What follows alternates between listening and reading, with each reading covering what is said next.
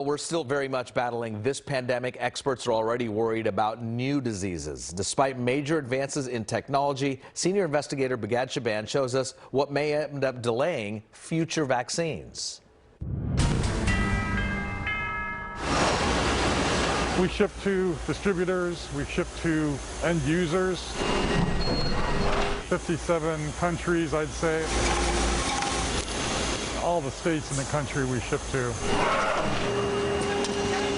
These roughly 200 machines and 300 employees are working together to end a pandemic that's already killed about 540,000 Americans and counting.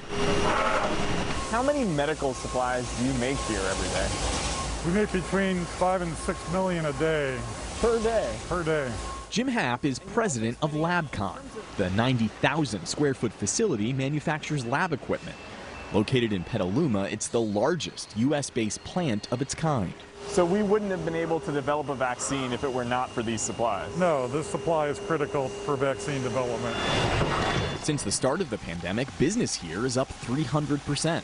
There's a lot of things that go into the development of the vaccine that is not just the liquid. You need syringes, you need vials, all those things we didn't have enough of. Is America's supply chain ready for another pandemic? We're getting ready, but I think we should have triple what we can presently make. 58% of American labs suffered supply shortages during the pandemic. In studying the issue, the federal government's Accountability Office cited America's reliance on foreign manufacturing. It would have been better for everybody if we had more domestic capacity to make our own stuff. Now, forced into a corner, America is trying to lessen its dependence on other countries. Our investigative unit reviewed federal government contracts and found since the start of the pandemic, the U.S. has invested nearly $1.7 billion in 11 different companies to bolster our medical supply infrastructure during the current crisis. But only $3 million to 3 companies to expand manufacturing for future public health emergencies. We really need to do better at taking care of our own people, in my opinion. You believe more people may have been alive today? I do, yes. Yeah.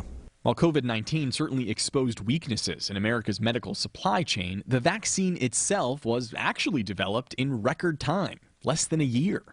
That's compared to 10 years for the measles vaccine, 47 years for polio, and 92 years for meningitis. This is the only time in history that you've developed a vaccine in the context of a pandemic, raging pandemic, and administered it simultaneously. Dr. Monica Gandhi is an infectious disease doctor at UC San Francisco. So prior to the coronavirus, the only way we were able to get numbers down of those infected is because so many people died.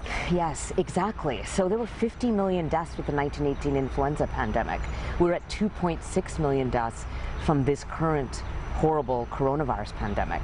If there is another pandemic, how soon might the U.S. be able to develop a new vaccine? 2 months. 2 months? Yes. Why? Let me tell you why. How we used to do vaccine production, we had to actually work with the virus itself. Everyone was in a hazmat suit and everyone was in a fancy lab. Now the virus has nothing to do with it. We just take pieces of sequence of the virus, of genetic material, and work with that in a laboratory. That means making vaccines is safer and faster.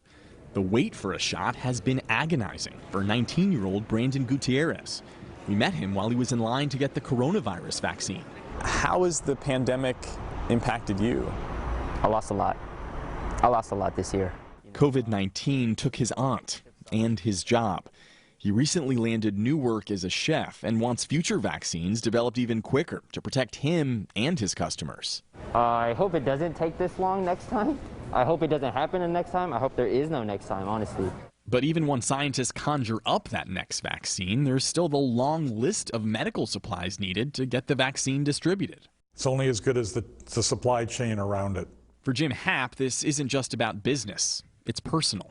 About 20 of his own employees have been infected with the virus. Luckily, we have not lost a single employee, but it was close. It gets your attention when you start actually burying people that you work with.